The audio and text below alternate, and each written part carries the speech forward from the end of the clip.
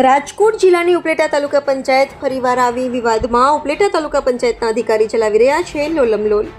રાજકોટ જિલ્લા વિકાસ અધિકારીને અનેકવાર રજૂઆત કરવા છતાં ડીડીઓ મૌન. રાજકોટ જિલ્લાના ડીડીઓ મૌન કેમ છે? અધિકારી વિરુદ્ધ કાર્યવાહી કરવામાં કેમ નિષ્ફળ?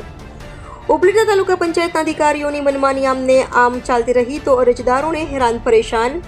ઉપલેટા તાલુકાના ટીડીઓ અને એસઓ રાજા મૂક્યા વગર ગેરહાજર રહેતા સ્થાનિકો હેરાન પરેશાન.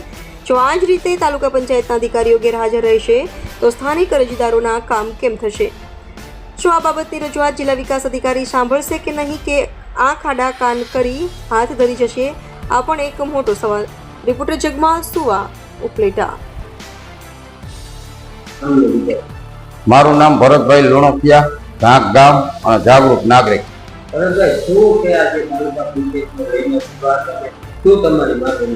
મારી માંગણી 2023ની સાલની અંદર જિલ્લા પંચાયતના ભૂપતભાઈ બોદરે અમારા વાલ્મીકી સમાજની અંદર 2 લાખ રૂપિયા અનુજાતિ વિસ્તારની અંદર ફાળવેલા વાલ્મીકી સમાજ માટે.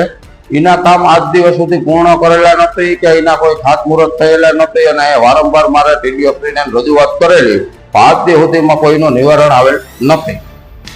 આજે જે તમે વાત કરો છો એસો ગેરહાજર છે, રજા મૂક્યા વગરના જે ગેરહાજર છે, તો ઉપલા અધિકારીઓને જાણ કરવામાં આવે? મેં વારંવાર ડીડીઓ સાહેબને રજૂઆત કરેલી છે, ઉપલેટા તાલુકાના ટીડીઓ શ્રી અધિકારીને વાત કરેલી છે, પણ કાલના દિવસે હું આવ્યો હતો તો ટીડીઓ સાહેબનું અને એસઓનું કહેવાનું એવું હતું કે હું આજે રજા માંગુ છું.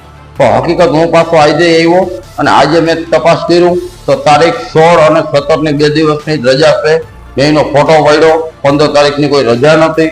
જો આવું ઉપલા અધિકારીના ધ્યાનમાં ન હોય અને આ સરકારી કર્મચારી પોતાની મનમાની ચલાવતા હોય તો હવે પછી આવું ચલાવવામાં નહીં આવે. તમને શું લાગે છે કે આ અધિકારીઓ મનમાની ચલાવે છે? વારંવાર ટીડીઓ પણ ગેરહાજર રહે છે રજા મૂક્યા વગરના, એ વિશે શું કહે? અહીંયા હકીકત તો નાનો સમાજ ઓબીસી સમાજ વસે છે. 52 ગામ છે ઉપલેટા તાલુકાના, 51 ગામ. અને વધારે પડતો નિશાળનું અત્યારે હાલે છે ઓલું આરટીઆઈ નું અને જાતિના દાખલાનું અને આવકના દાખલાનું જરૂર હોય બધાને. અને દાખલા ઓછામાં ઓછા 70-80 ભેરા થઈ જતા હોય અને પ્રજાજનો બધા હેરાન થતા હોય છે. અને અહીંયા કોઈને કહેવા વાળું અધિકારી છે નહીં, પોતાની મનમાની ચલાવે છે. અને એસો તો એની ઈચ્છા મુજબ જ આવે છે ને જાય છે. અહીંયા કોઈ કર્મચારી કોઈના કયામાં છે નહીં, પોતાની રીતે આવે છે ને જાય છે. ટીડીઓ પણ પોતાની મનમાની ચલાવે છે. ડીડીઓને મેં વારંવાર રજૂઆત કરેલી. આ બાબતની રજૂઆતો જોઈએ છે ત્યારે એવું લાગે કે રાજકોટ જિલ્લા વિકાસ અધિકારી ડીડીઓ શ્રીને આ ઉપલેટા તાલુકામાં કોઈ ઇન્ટરેસ્ટ ન હોય એવું લાગે છે. ઉપલેટા તાલુકામાં છેલ્લા ઘણા સમયથી હું જોઉં છું, સજાનો જે વ્યક્તિ હોય છે એને જ ઉપલેટામાં મેળવવામાં આવે છે. બરોબર સેટ થઈ જતો હોય તો પાછો અધિકારી સગવડવાળો હોય અને છેડાવાળો હોય તો પોતાની મનમાની બદલી કરીને વયો જતો હોય છે. તો શું આ સજા સેન્ટર છે એવું તમને લાગે? મને તો એવું જ લાગે છે કે આ સજાનું સેન્ટર હોય હકીકતમાં. તો તમારી માંગણી શું? મારી માંગણી એટલી જ છે કે પ્રજાના કામ થાય, વ્યવસ્થિત અધિકારી ટાઈમસર આવે અને ટાઈમસર જાય.